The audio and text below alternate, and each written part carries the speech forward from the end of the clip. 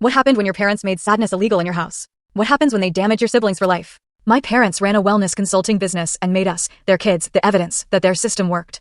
In our house, happiness wasn't a feeling. It was mandatory. Every child had to maintain a documented happiness level of 8 out of 10. If we didn't, we were forced into something called readjustment therapy. That meant mood polygraphs, surprise happiness audits, weird supplements we weren't allowed to question, and 16-hour days of forced smiling, yoga, meditation, and pills that made me dizzy.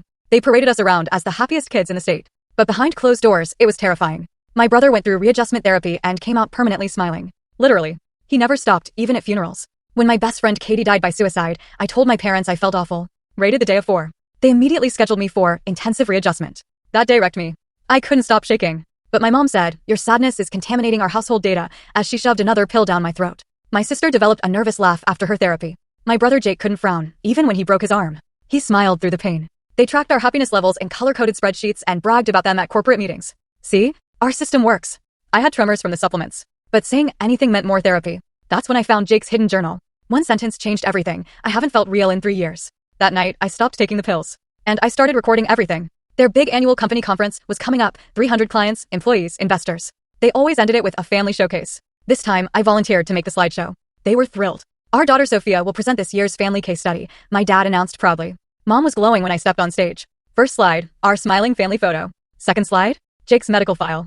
"This is what 3 months of readjustment therapy looks like," I said. "Note the neurological damage." Gasps filled the room. Dad lunged toward me, but I clicked faster. Video clips. Our morning happiness audits. My mom forcing pills down Jake's throat. Footage of him desperately trying and failing to frown. "These are the pills," I said, holding up an unmarked bottle. "They contain banned mood enhancers that cause long-term brain damage." My mom screamed I was lying. So I played audio of her own voice. "If these brats won't be happy naturally, we'll make them." The room went silent. The company's biggest investor stood up and left. Security moved toward the stage until the HR director stopped them. She was recording everything. Within days, the State Labor Board launched an investigation. The FDA raided my parents' offices and found massive stockpiles of illegal supplements. Other employees came forward, parents who'd been pressured into giving these pills to their own kids. My parents lost their business license. They were charged with illegal drug distribution and faced millions in lawsuits. But here's what really matters. Jake's in therapy now, learning how to feel again. My sister's nervous laugh is finally fading. We live with our aunt now. In her house, bad days are just days. The conference center now archives our presentation as evidence. My parents got 12 years. Turns out, forcing mood-altering drugs on children gets you real prison time. And their prison happiness score?